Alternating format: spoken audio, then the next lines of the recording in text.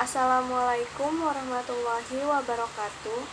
Perkenalkan, nama saya Aisyah Nurul Rahma dari 12 MIPA 3. Di sini saya akan membacakan sinopsis novel yang berjudul Hujan, karya Terelie.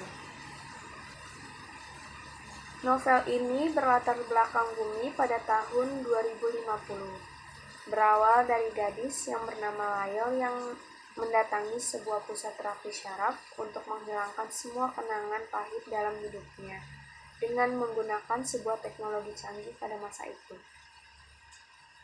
Terapi dimulai dengan memindai peta seluruh saraf otak Lail dengan ditemani seorang fasilitator bernama Elijah. Lail harus menceritakan kisahnya dengan menjawab pertanyaan Elijah. Terapi tersebut dilakukan di ruangan 4x4 meter kubik yang terlihat didesain terlalu sederhana. Lail adalah seorang remaja berusia 13 tahun yang pada tahun 2042 kehilangan kedua orang tuanya pada saat terjadinya gempa bumi yang dahsyat.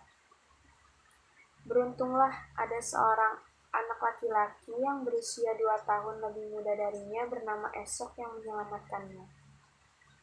Esok pun kehilangan 4 saudara kandungnya dan menyisakan ibunya yang mengalami kelumpuhan akibat gempa. Kisah Esok dan Lail pun bermula setelah bencana terjadi.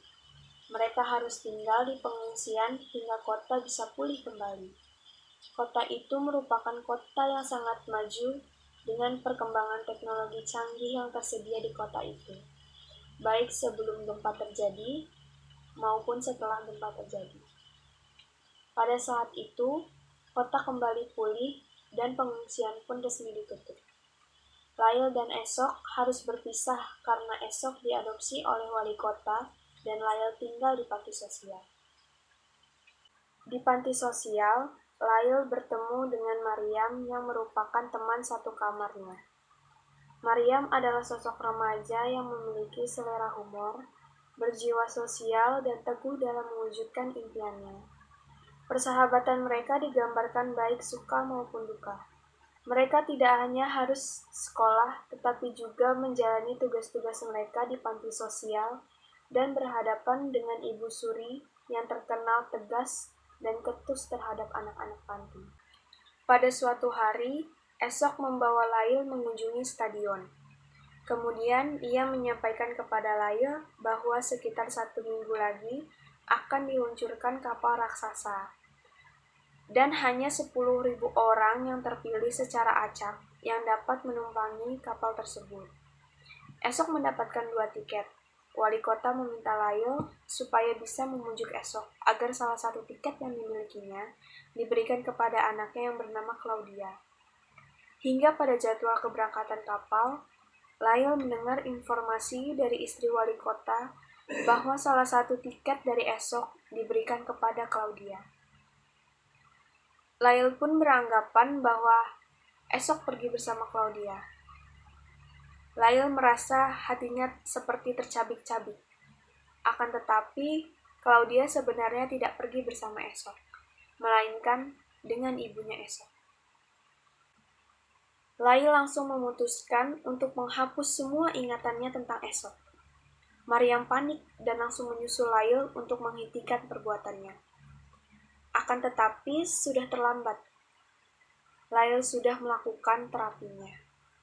Elijah menjelaskan sekali lagi kepada Lail bahwa melupakan bukan jadi masalahnya, tetapi menerima. Akhirnya, Lail selesai melakukan terapi tersebut. Ternyata, ingatan Lail tentang Esok dan Maryam tidak ikut terhapus, melainkan menjadi benang biru yang menunjukkan kenangan yang menyenangkan. Semua kenangannya dipeluk erat-erat oleh Lail ketika terapi terakhir dilakukan. 1 bulan kemudian, Esok dan Lail menikah di tengah teriknya matahari. Esok berjanji kepada Lail kalau dia tidak akan meninggalkan Lail lagi. Amanat yang bisa kita ambil dari novel ini yaitu selalu mensyukuri apapun anugerah yang Tuhan berikan kepada kita, bukan melupakan yang jadi masalahnya, tetapi menerima. Barang siapa yang bisa menerima, maka dia akan bisa melupakan. Tetapi, jika ia tidak bisa menerima, maka ia tidak akan bisa melupakan. Apapun yang terjadi, peluklah erat-erat, karena itulah takdir hidup kita.